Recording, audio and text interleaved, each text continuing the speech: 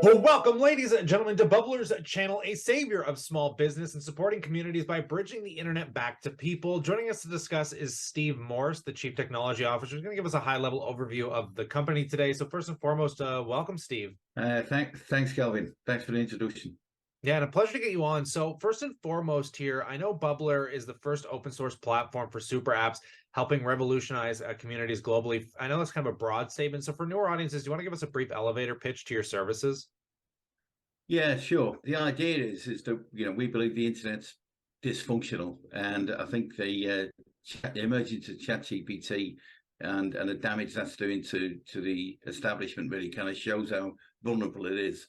So our idea really is almost like a return to Yellow Pages in some ways. So it's Yellow Pages on steroids crossed with Tinder. That's one description we had for it.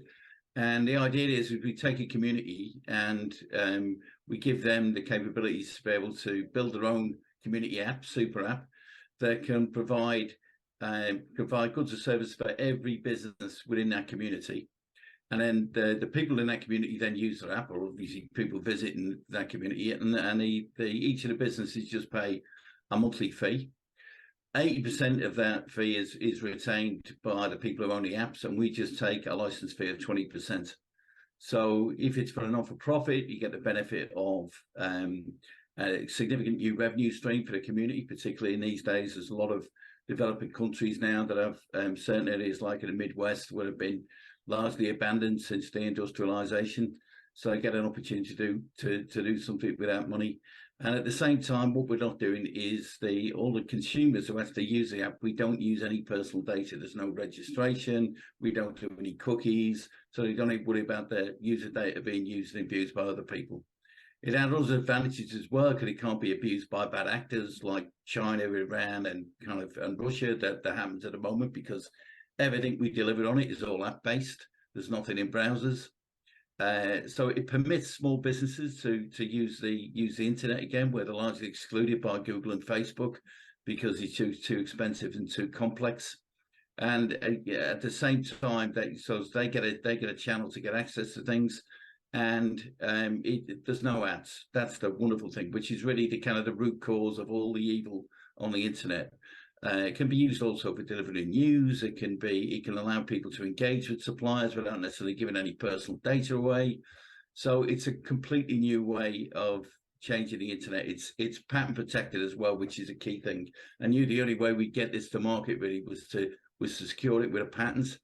Our main patent was granted in April 2021, granted by the US patent office. So that was a big result. It's very highly valued. We've had it independently valued, and it really is a game changer. And in some ways, the other side of the coin to tools like ChatGPT, LLMs, which have managed to come up with an alternative for providing information without ads, albeit they've got to pay for it. And we're looking at the other side of the coin. So we've got a far more effective, more efficient way for people to search for goods and services. And it's always going to be better than anybody else's, because we've got the best data. All our data comes from the bottom up.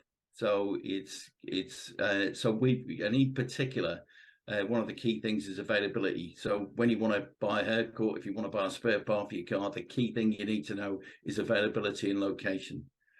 So that's a key part of where you're searching for something. It's more efficient to use. It's just better for everybody, really, apart from the big guys who are taking everybody's dime at the moment. Yeah, I definitely appreciate those insights. I want to roll back a little bit too. I mean, you were a consultant for HSBC Bank and Sky Broadcasting, got a lot of history. What kind of led up to that aha moment? What kind of got you going down this path that got you involved with Bubbler? Yeah, well, I'm a software developer at heart. I always have been, and I'm also kind of I've not suffered from. I'm, what we regard now as neurologically kind of atypical. So I've got a strange brain that comes up with ideas all the time. It's not the first patents that I've filed. I've filed a few over the years. So I'll come up with ideas all the time. 99% of them are ridiculous, if I'm honest. But the 1% are worth hanging on to. This is the best idea I've come up with. It's radical. It's very disruptive. We're trying to fix a broken internet. We're trying to do it in a different way. We're not trying to turn it into Google 2. We're trying to decentralize profits as well as data.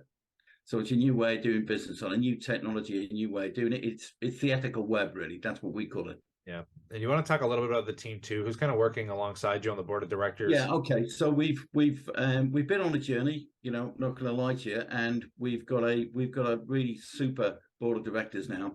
Very, very experienced guys. We've got a CFO who is, he's largely worked in aerospace for kind of Dow Jones or kind of New York Stock Exchange listed companies.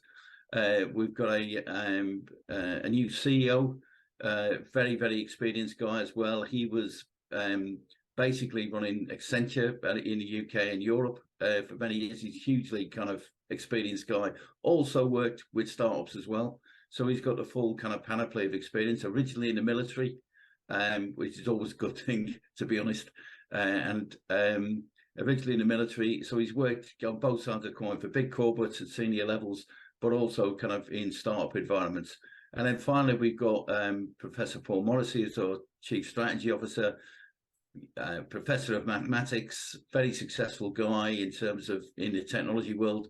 15 years ago, sold a fairly heavyweight cybersecurity business that he built up himself to the British government.